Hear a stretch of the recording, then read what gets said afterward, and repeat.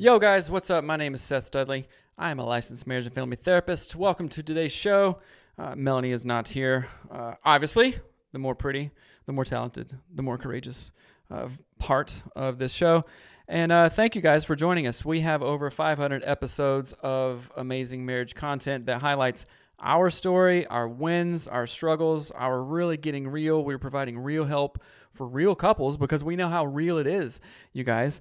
And we also interview other New York Times bestsellers, people who are in the top of their field, in hopes of bringing you marriage content that works, that is amazing, and helps you and helps your marriage. So thank you guys. Give yourself a round of applause. You must have a growth mindset. Otherwise, you wouldn't be listening to this show. So thank you very much.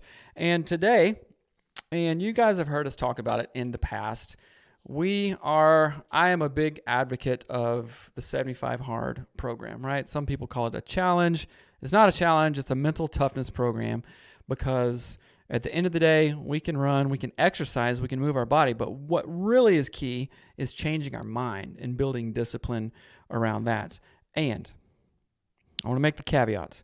I know that we talk about this, and we've talked about it a good deal, but I want to talk about it again because it is such a monumental part in my life, in Melanie's life, in our marriage, because it has implications in every other area of our life. I'm a huge proponent and advocate and believer in we are just not people walking around in a meat suit, right? We have different parts of who we are, right? We have bio, psycho, social, spiritual, and culture. In the men's group, in Apex Husbands, we talk about body, bank, brain, beliefs, and board. 5 areas. And these 5 areas make up who you are as a person, as a man, as a husband, as a dad, as a woman, as a wife, as a mother, as a worker. We all have this. There's not a single person who doesn't have these things, right? And when you can do a program and consume content or make yourself do something and discipline yourself to do something that affects each area, what do you think it's going to do for the rest of the areas of your life? Your family, your finances, your friends, everything. So that is one reason why I talk about 75 Hard as much as I do, right? So we're going to talk about how 75 Hard is bad for your marriage. You heard me right. How 75 Hard is bad for your marriage, and also how it is amazing for your marriage. Okay, first we're going to talk about what is 75 Hard. And when I first heard of 75 Hard, one of my best friends, Paul Vetter, down in Florida, said, dude, you got to check this out. And he told me about it. I was like, hey man, I like hard stuff, but there is no way in H that I'm going to do that. It sounds stupid. It sounds too hard. It sounds unattainable. Nobody has that kind of time. I ain't got time for that. I told him. I said, I ain't got time for that, Paul. And I just was like, no, I'm okay. Awesome for you. I'm glad you can do it. But yeah, hard pass, right? And then a couple of months went by, maybe a year. I don't remember exactly when he told me about it. But then I did it for the first time. And it was amazing, right? So 75 Hard is a mental toughness program. It was created by Andy Frisella. He does Real AF. He was the leader of the MF CEO Project, which is a podcast, which is awesome. He owns a bunch of businesses. He works with one of our other favorite dudes, Ed Milet, in the RSA Syndicate, and he owns First Form, which is supplements, self-improvement, everything, right? It's all about self-improvement, growth mindset. So right off the bats, my ears are up to that, right? So 75 Hard is part of the program called the Live Hard program. And just some quick bases of it if you haven't heard about it. 75 Hard, it's 75 days of 2 45-minute workouts a day. One has to be outside, no matter the weather. The other one can be outside if you wanted to, but it's 2 45 minutes workouts a day. 1 gallon of water. Choose a diet, no cheat meals, and no alcohol for 75 days. You also have to read 10 pages of a growth mindset self-help book every single day, and you have to take a progress picture every single day. The progress picture is documenting where you are, currently where you are, and then at the end, where you went from and, what kind of transformation took place, right? So there's 5 main elements, right? 2 45-minute workouts, gallon of water, stick to a diet, no cheat meals, no alcohol, 10 pages self-help book, and a selfie, right? And me and Melanie just recently finished 75 hard, I think on 9/9/23, right? 75 days, boom, nailed it. And although we have done it before, although I've done it several times, we did it together. Started on day 1, ended on day 75 together, right? And let me tell you how it hurt us, right? How it hurt our marriage. Number 1, working out twice a day and doing all this other stuff can be really tiring. You're exhausted at the end of the day, right? You're tired from, working, from doing your thing, from doing all your normal responsibilities, housework, yard work, all this other stuff, and then putting 2 physical workouts on top of that can be really, really difficult. It is really difficult, right? Can you do it? Oh, of course you can. You just have to get the right mindset, right?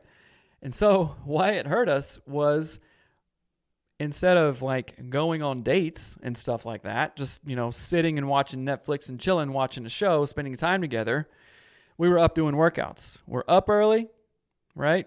Go to bed early. We didn't spend a whole lot of time together, right? Now, some of the workouts we did did some outside workouts together, which is great. But we got in a routine to where like my time frame was different than hers. We do them at the different times of day. We'd just be kind of like opposite schedules, right? And because we were so tired, there was less intimacy, right? And that can be for all kinds of reasons, but one of the reasons was, we're too tired. It's 9:30. I want to go to bed, right? So, and we had a hyper focus on getting our tasks done on top of all the other stuff that we were supposed to do. So, time spent together sometimes was at a minimum. I think we did a really good job at it, right? But sometimes time was at a minimum, right? And that's the way 75 hard hurt your marriage. Now, I've done it individually other times where I have actually spent too much time away from the kids, actually spent too much time away from Melanie because I was doing it and she wasn't, and my priorities weren't straight, my timing wasn't dialed in, and sorry, can't hang out, got to go do a workout. Okay? And to be on the receiving end of that isn't so great, especially if you're not on board with the 75 hard program in the first place. Oh, he's doing that again. She's gone again. This is so stupid, right? And some people use it as a thing not to address other parts of their marriage, their relationship that need addressing. If you're doing that, look into that, be real with yourself and assess it, because that's not the right reason to do it, right? You'll be stronger, but at the expense of like family stuff, marriage stuff, no thanks. That's not a trade that I want to make, right? Now, how it's amazing, how 75 hard is amazing, and especially doing 75 hard with your spouse has been amazing. Do you guys know the level of camaraderie that it created with me and Melanie? Every single day we were saying, hey, did you get your workout? How are you? How are you on your water? I'll turn it this way for the American flag. How are you on your water? I love checking in with her on that. It was so much fun. We had a shared goal and a shared vision. The shared vision was midnight at day 75 saying, yep, nailed it, right? So me and Melanie talk about shared vision and the importance of a shared vision in marriage all the time. What is your shared vision of your house, of your finances, of the next 1, 3, 5, 10 years of your marriage? What's your shared vision of your family? Vacations, day-to-day, church, all this stuff. Having a shared vision is so vital in a marriage. And the Proverbs, where there is but no vision, the people perish, right? So we weren't perishing on 75 hard, that's for sure. So the camaraderie and the shared goals that we had was really, really amazing. And I, as a husband, truly valued that time where me and Melanie got to talk about what we were doing in 75 hard, what we were learning, sharing with each other the books that we were reading, because we read different self-help books this time, the different books that we're reading, and then the conversations that we're having in our women's group, in our men's group, and then with our friends. And so that was pretty cool. One thing that it does, it adds accountability, right? Now, should you be accountability partners with your spouse on every single thing? So say if I'm in a men's group, am I going to have the same kind of conversation with my dudes, and are they going to share things with me and have the same conversations with me and have accountability with me on the same things that I would have accountability with Melanie on or your spouse on? The answer is no. I don't think you should in that way. Use certain groups of friends, preferably same-sex friends, for certain things. Feedback, kicking your ass on certain things. And, hey, let me bounce this by you, run this by you, dudes. So having accountability in that area for things like that, just dude stuff or lady stuff, is great, right? That doesn't put the full burden on your wife or your spouse talking about all this stuff. You have to have friends. You have to have outside accountability. Go to Apex Husbands, by the way, but futurely Apex Husbands. Right now it's badasshusband.com. So, or women's group coaching. Go to anatomyos.com. Accountability. The accountability that Melanie and I shared on this was really cool because we kind of pushed each other, right? Again, checking in, having the shared goals. Hey, did you get your water? Did you get your run? Oh, no, I had a crazy day today, and I haven't done my workouts yet. Oh, man, but it's 8:30, babe. What are we going to do?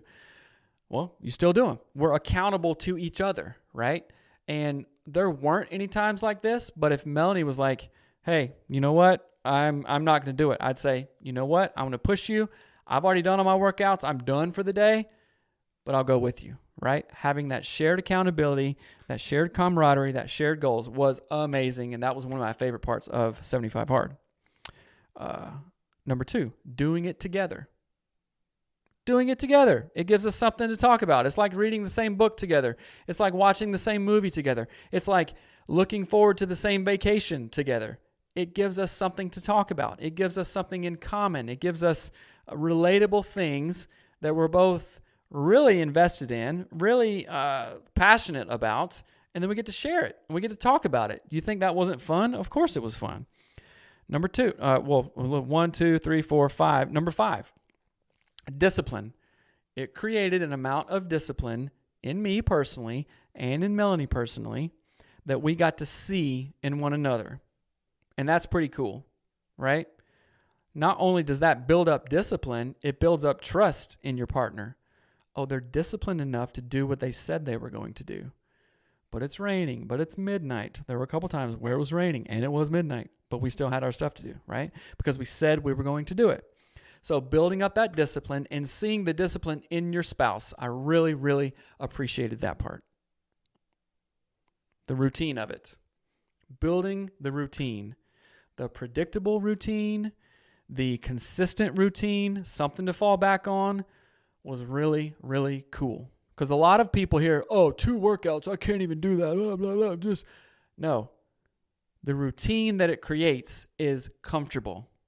People think about the discomfort, the uncomfort of doing a workout and stuff like that, but I promise you the trade-off of having a comfortable, reliable, solid, secure routine is really awesome, which I'm going to talk about in a minute as well. The routine of waking up, doing a workout, getting our water, reading at night, going to bed, all this stuff. Hey, did you do your thing? Oh, well, if we're scheduled to have a workout at 6 p.m., 7:30 p.m., whatever, we do it together. We do it separately. That's my routine. Oh, where's Melanie at? She's on her walk. Cool. I got 45 minutes to clean, to play with the kids, to do my own workout, to do whatever. The routine around that is so cool and so centering. I talked to one of my buddies today. He's like, stuff has been crazy.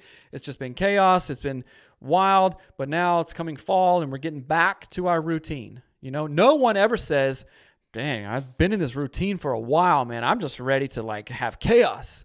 I'm ready to get crazy. Nobody says that. Unless we're going on vacation and stuff like, hey, yeah, just going to do whatever comes. And that's cool. And that's fine for a week, 2 weeks, whatever. That can be fun. That can be rejuvenating, right? But no one ever says on a Tuesday at 3 p.m., man, this routine has been so crazy, so boring. I hate this routine. I just want to get home and it be chaotic. I want it to be bonkers. No one says that, you guys. No one says that. Also, a cool thing that happened, we saved a lot of money.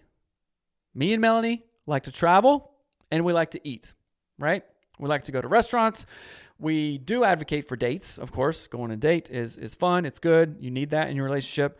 But we probably went to, I don't know, less than 5 restaurants, less than 5 times out to eat in 75 days. And that is very, very atypical, right? Oh, we also saved a lot of money, hundreds of dollars, on beer and wine. We didn't spend money on alcohol. We didn't spend money on eating out, right? Because every time that we would go out on a date night Friday, it's never less than $100. It's at least $100. We live outside of Seattle. It's expensive out here. Just a regular dinner and drinks. It's always $100, right? So how many weeks are in 75? I don't even know. 12. Let's just say 10. Okay, so that's $1,000 we saved just not on eating out. Oh, probably another couple $100 on not having beer and wine in the house, right? Not to mention the added benefit, emotional benefit, spiritual benefit, and especially physical benefit of not drinking alcohol, not giving yourself a depressant, right? I've said this to client before. If you know anything about drugs and alcohol, there's different classifications of drugs and alcohol. Cocaine, amphetamine, stuff like that. That's a stimulant. Just like caffeine, that's a stimulant, right? Weed, there's hallucinogenics, stuff, there's uppers, downers, stuff like that. Alcohol is a depressant. It is a central nervous system depressant. I don't know if you guys knew that or not. It depresses your central nervous system. Stimulants stimulate your nervous system, right? That's why you feel keyed up and stuff, increase anxiety. But alcohol is a central nervous system depressant.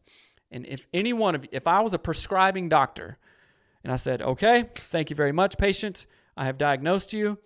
I am going to give you a pill. It is a depressant. But doctor, I'm already anxious and like suffering from depression. You're giving me a depressant? I'm already depressed. Yeah, here, you drink it. Drink this depressant.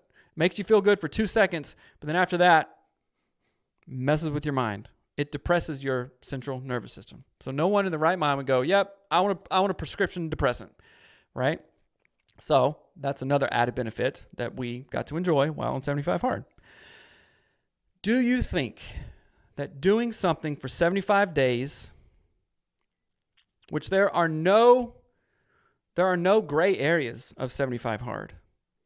There are no maybes in 75 Hard. There are no what ifs. There are no buts. But this happened, so I XYZ'd.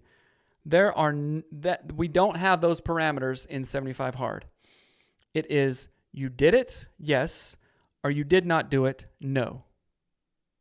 If you did not do the 5 elements, then you fail and you have to start back on day 1 if you choose to, right?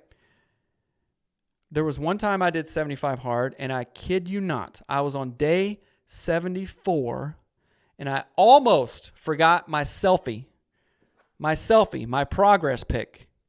Oh, Seth, there's no big deal. You did all the workouts, you drank the water. That's not part of the program. You take a picture every single day to monitor your progress, to see where you were, to see where you have gotten. And if I failed to take a photo of myself on day 74, after I did all that work, I would have failed, and I could not have said I completed the program that time. It is very, very black and white. So imagine the self-confidence that you gain from doing something consistently for 75 days. Day 1, you say that you're going to do it, all these elements for 75 days. Ed Milet talks about we build self-confidence, we build self-esteem by keeping the promises we make to ourselves. We can also add, we build self-esteem by keeping the promises we make to others, right? If Melanie knows, trusts, and believes that I am a man of my word, which has not been the case always, I'll admit that. It has not. It is something I'm diligently working on.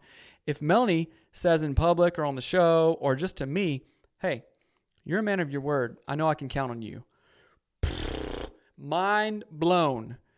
Do you know how good that feels? Do you know how amazing it is to hear something like that, right? From other people, for sure. From your spouse, especially sure, right? But then also, I argue more importantly, do you have self-confidence in you? Are you the type of person who believes in yourself? Because if we make a promise to ourselves and we let ourselves off the hook, what did we do? We lied to ourselves. We all have an inner voice, right? Conscious, Holy Spirit, whatever, right?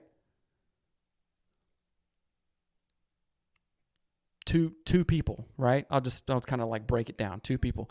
One version of Seth says, all right, yep, I'm going to do that. I'm going to call that person back. I'm going to take out the trash like I told Melanie I would do. I'm going to do this. Seth, you're not going to drink today. You're going to wake up at 5. You're not going to hit the snooze. Then, okay, I said I was going to do that, right? So it's if you want to externalize it, I said that I was going to do something to this person, right? And then when it comes down to it, you let yourself off the hook. What did you literally do? You lied to that person. You made an excuse to that person. Oh, I didn't sleep good last night. That's why I hit the snooze 500 times. Well, I didn't take the trash down because it was raining, right?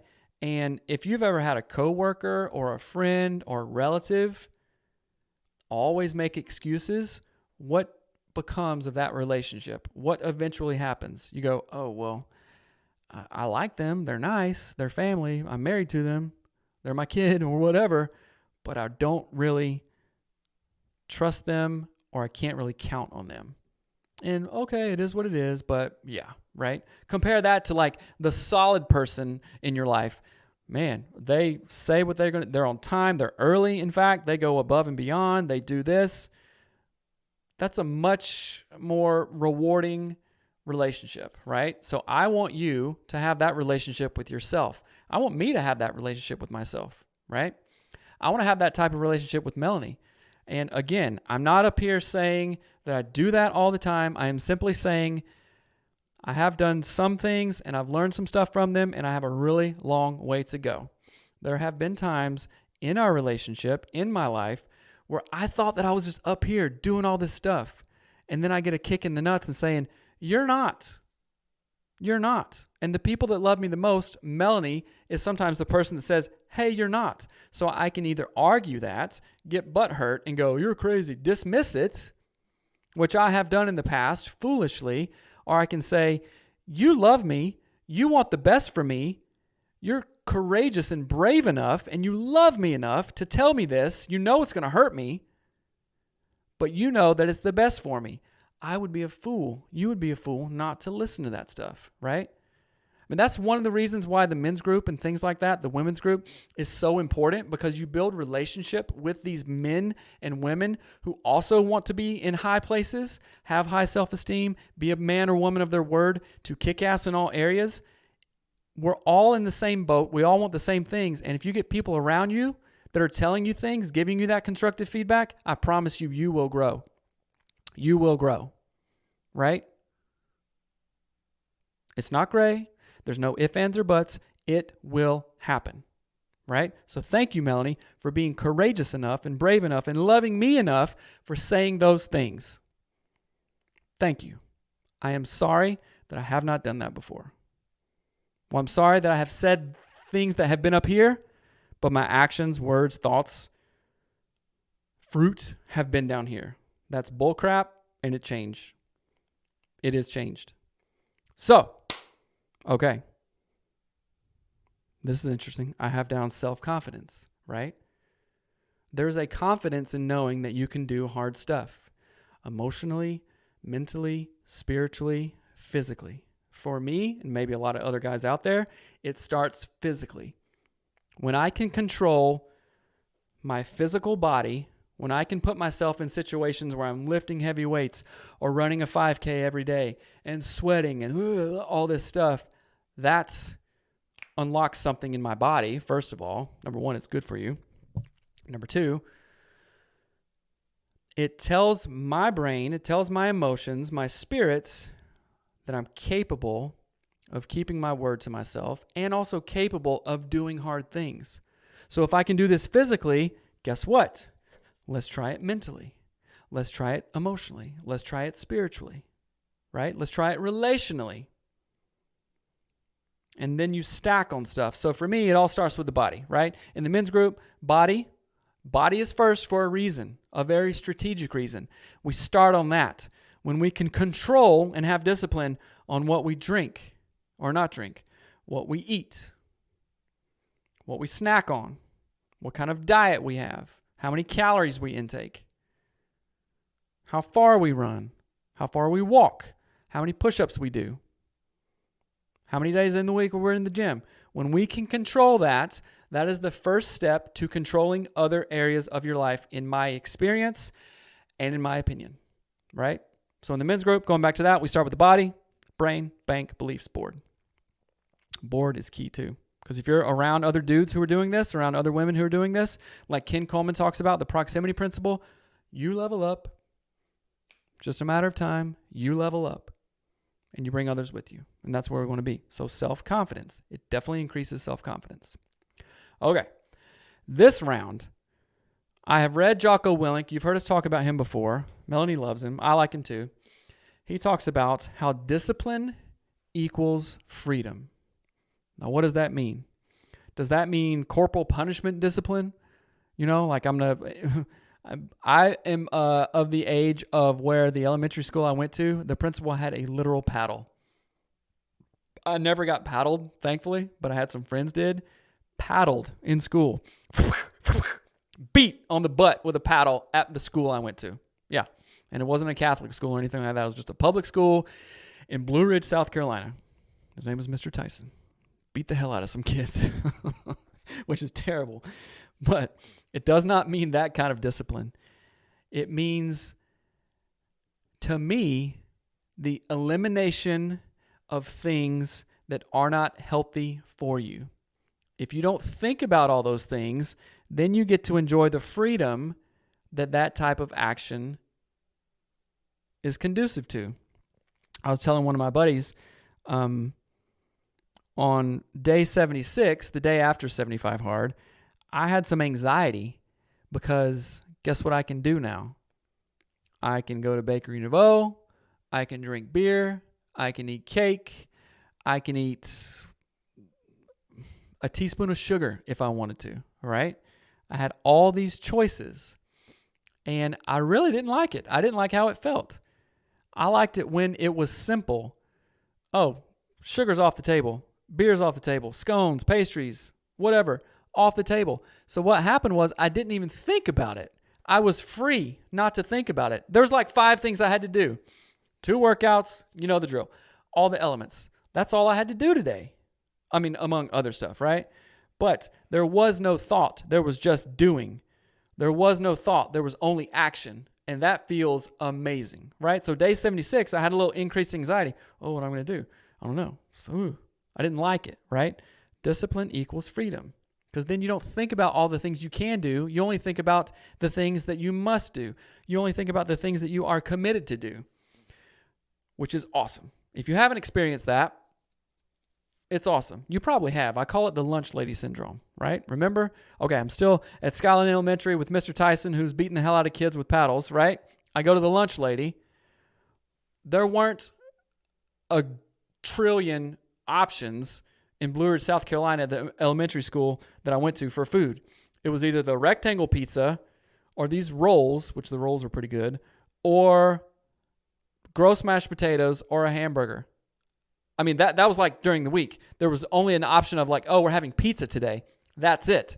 So I didn't think about it. I didn't stand in the lunch line and go, oh, what am I going to eat today? Oh, that's what I'm eating today.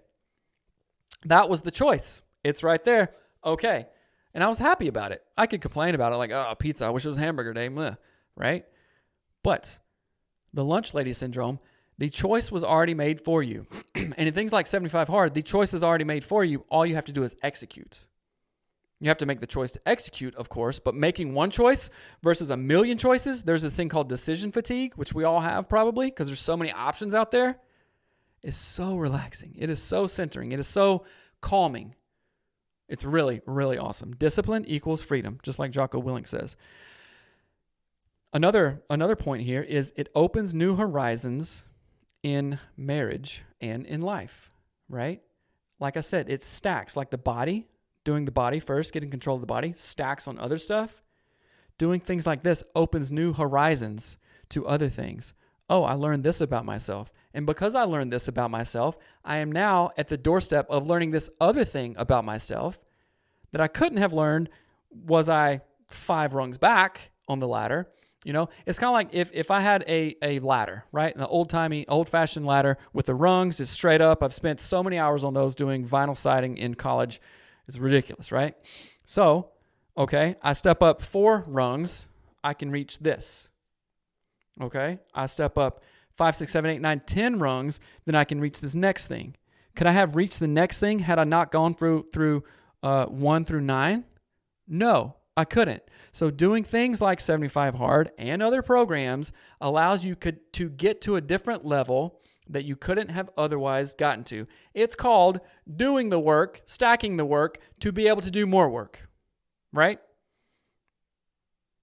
I added a decent amount to my bench press, right? Say I started out at 50 pounds, which not even close to that. You start out at 50 pounds, okay? Week 1, working that out, you add 5 pounds. 55, okay. Getting it. I'm going to try 10 more pounds. Oh, now I'm at 65. Oh, right. Could I have gotten to 65 if I didn't start at 50? No, you stack it. You get stronger. You build yourself up. You open new possibilities. And that's what things like 75 Hard does for you individually and for your marriage.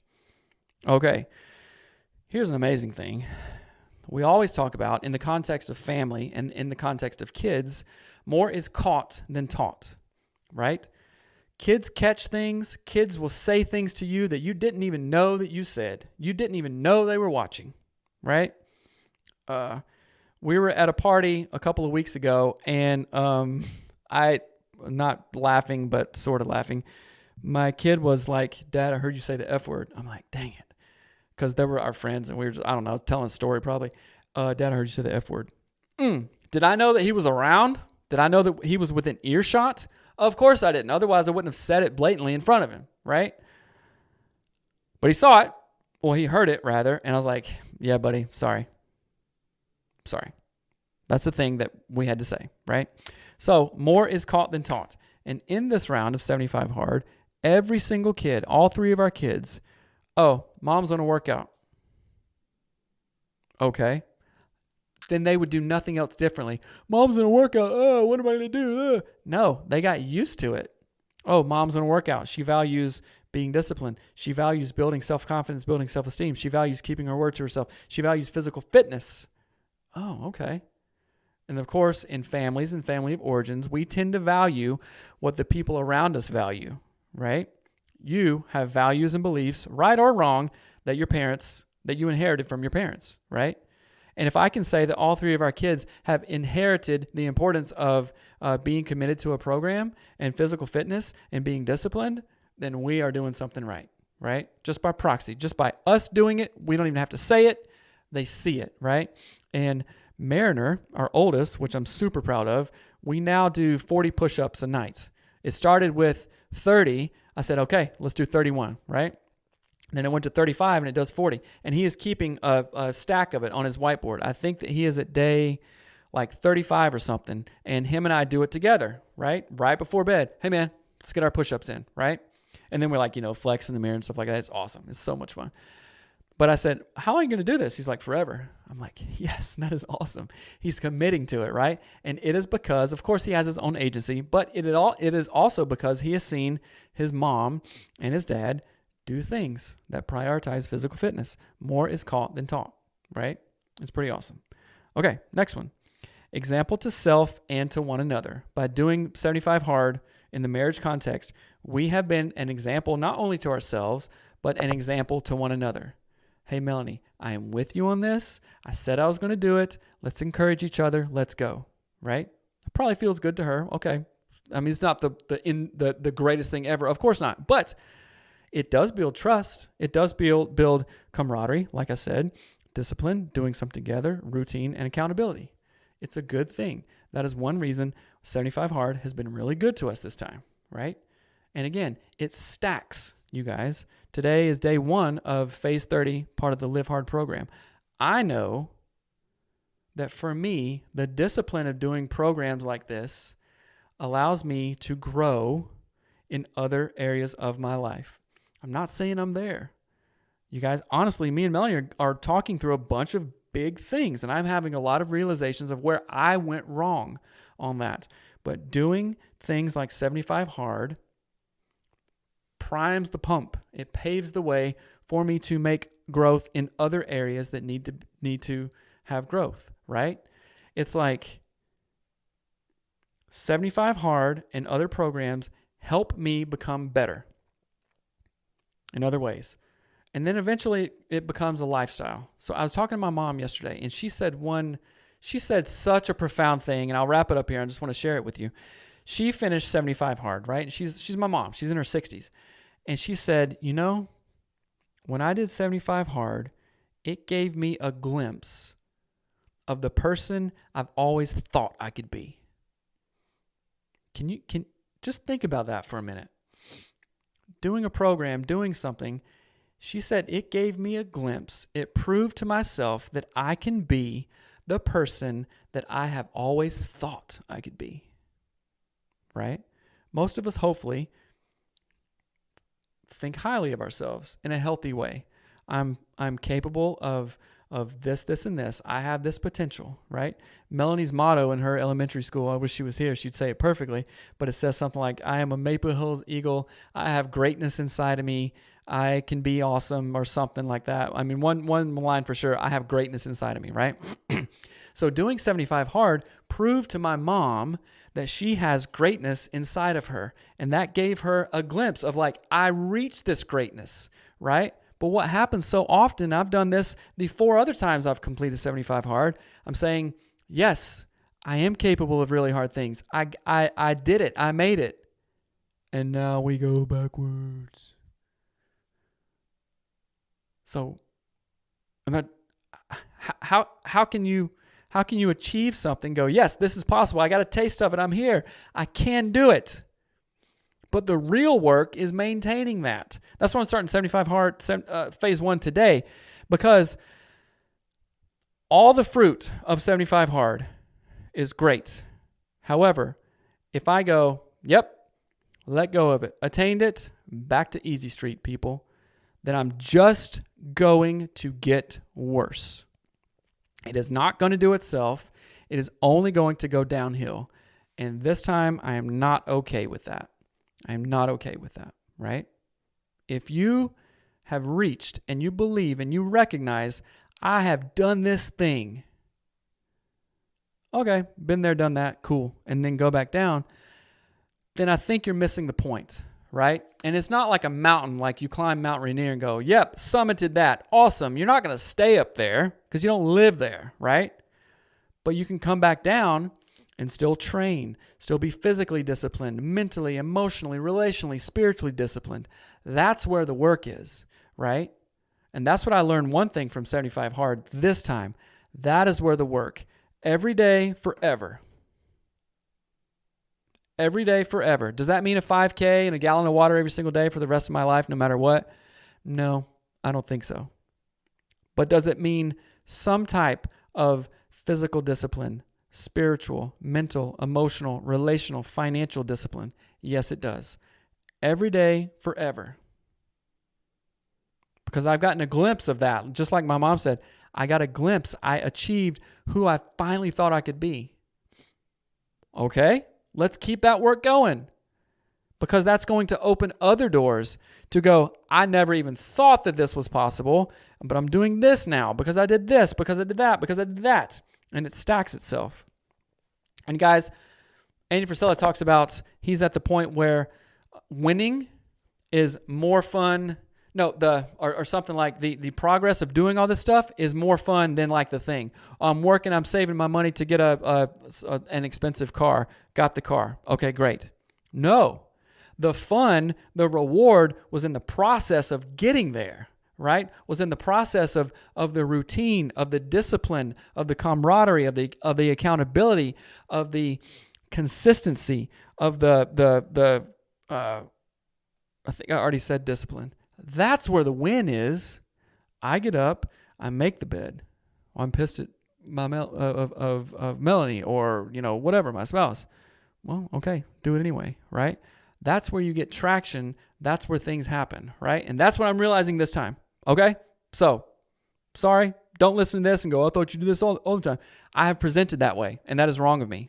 That is wrong of me. But doing this round of 75 Hard has changed a lot of things in my perspective for the better, which is awesome. So you guys, Just like when Paul Vetter said, hey, you got to do 75 hard, I was like, there's no way I will ever do that. Thanks. No thanks. That's stupid. I'll just work out 2 days a week and think I'm doing something. You can do it. You can do it. Do just 2 slow snail turtle walks every single day. That's 2 45-minute workouts. You don't have to run or do a 5K or spend all the time in the gym or anything like that. Choose a diet that maybe cuts out sugar. All right, I'm not going to eat a scone for 75 days. Is that hard? No, it's not. It's not. You might pee a lot when you start drinking water all the time. No big deal. Okay, fine. But you can do it. I promise you can do it. If me and Melanie, with 3 kids, with jobs, contract stuff, clients, business, all this stuff, if we can do it, you can do it. You make time. In fact, when you do stuff like this, you create time. It's called Einstein time, right? Dr. Gay Hendricks talks about it. You create Einstein time. You're making the time, and eventually you find out you aren't too busy. Your priorities are wrong. You're not too busy. Your priorities aren't straight. And when you get your priorities straight, you create time around it. We were tired, but I really felt that we were never pressed for time. There was one night where we drove 5 hours and I did a 5K at midnight, and Melanie did her outside workout at midnight too. Yeah, we were pressed for time that night, but that's a special circumstance, right? That didn't happen 74 other days, right? You can create the time. You can do this. You have what it takes to heal yourself, to heal your marriage, to create the marriage that you want, to create the life that you want, right? And that's what we're working on. So you guys, if you have any questions, any concerns, any comments or anything, or if you completed 75 hard, drop a comment when this releases on Instagram. Share the show, right? Also, shoot us any questions at hello@anatomyofus.com. You guys, thank you so much. This has been a fun show. Clearly, I am passionate about this because it works, because it's fun, because it's awesome, and it will change your life. Thanks, Andy Frisella and the First Form team. You guys are amazing and inspiring, and I hope this is inspiring you. Again, any questions, any comments, email us at hello@anatomyofus.com or drop us a line on the YouTubes, on Instagram, or on Facebook. All right, guys, peace out. I hope this has been helpful. See you later.